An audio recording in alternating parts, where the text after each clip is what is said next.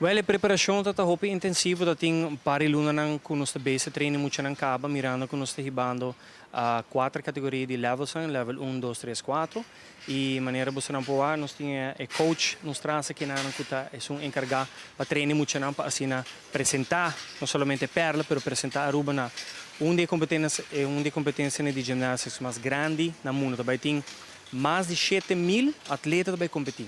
A competência também está na Tampa, Florida. É também tem Blue Rays Stadium. É uma competência na TML Gasparia Classic.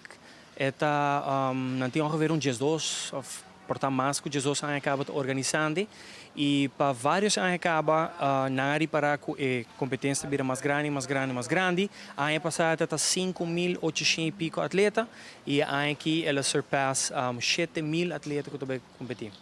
Well, seguro, é para uma pessoa não que nós temos pedir danke tá é ouders não. Pastor, me te quer sim ouders não apoio, é muito não também tem lugar of não também tem programa para não por assistir na gela, dus para trazer muito na para training consistentemente, make sure para schedule não bida também para trazer na you para bem trein. Isso é o mais importante, é danke mais grande mesmo também para ouders e obviamente nós temos Divi Foundation, Divi Impact, que apoiar e parte financeira para muitos que por abaixo for, então sumamente danke grande para Divi Impact.